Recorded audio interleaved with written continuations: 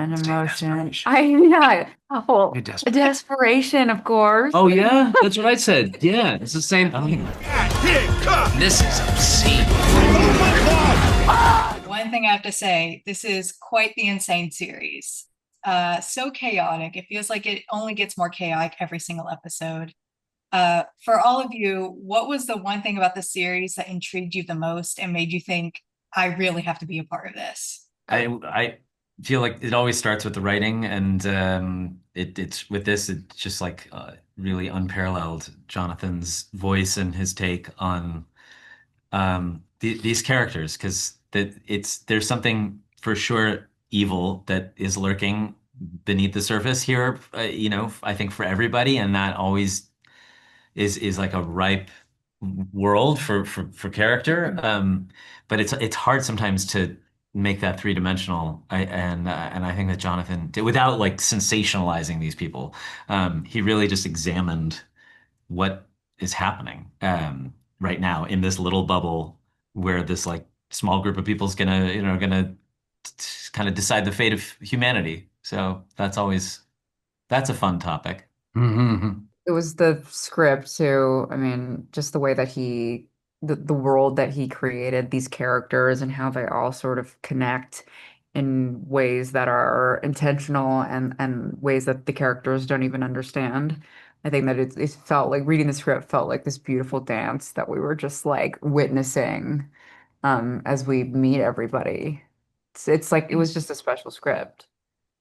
Yeah, I feel like I have to switch it up just because I feel that my answer is exactly the same.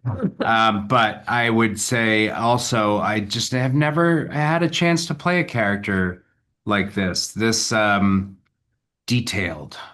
And it was not just an honor, but so much fun. And I actually want to expand on your character because I found him so incredibly interesting throughout the series. How did you balance sort of, the more emotional parts of your character, Rob, with the humor in the series?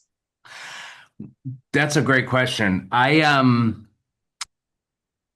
didn't read it as a comedy. I read every episode as a drama, and I knew there were jokes because every drama has a little joke or two. I didn't know it was going to be so funny until I saw it. So that really wasn't a struggle for me. Yeah. Simon, and I want to talk about your character as well because in my mind, when I was watching him, he's sort of in his own world. It's like he's created his own fictional world, kind of developing this new technology. Yet he does not care less about what is happening with his daughter, with any of his family or anybody around him. What is it like playing a character like that is just so separated from the real world? It is a challenge in some ways to be on an island like that. And it can be a little, lonely because this is an ensemble show. So there were a lot of times where, and also just trying to kind of investigate, like we talked about this before, but like, am I doing the same show that everybody else is doing here? Yeah. Especially working with like, inanimate objects or an entity, I guess, like, just wondering, hoping that it feels grounded. And but I trusted all along because I just again the writing was so incredibly specific. But yeah, but it's been just such a great it's just such a great show. So I'm just thrilled to be a part of it. And Megan, maybe this is just an exaggeration to say, but maybe your character is a little bit more well adjusted than other characters on this show. Not to say that she's perfect in any way, but she has a lot to handle, especially with Duncan, who is a lot to handle on this show. How did you approach that relationship with his character? Huh. I mean, I think, I love the dynamic between the two of them. Like it is sort of before we started, Billy and I were trying to figure out like, do you think they love each other? Do you think that they're in love? And I think we both decided that yes, they do love each other. There's so much more under there. Like as much as they love each other, they hate each other. They're incredibly competitive.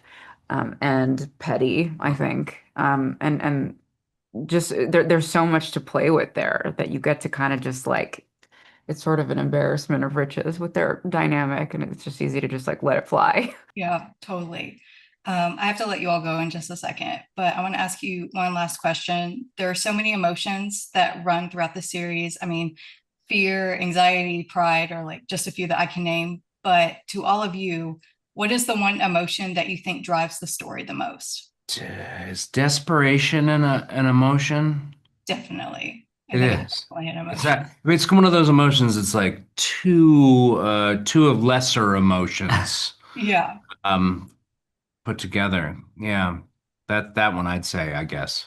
Megan, Simon, I don't any an Say emotion. desperation. Yeah. Say Well, desperation. desperation, of course. Oh yeah, that's what I said. Yeah, it's the same thing. what a coincidence that it's like that. I don't know if this is an emotion either, but I'll say alienation. It ends with, TION, and it feels like something Yeah. you can experience. Alienation. I think we can count that as an emotion. Thank you. People act like we took something, as if we didn't build everything they touch. But where's our parade?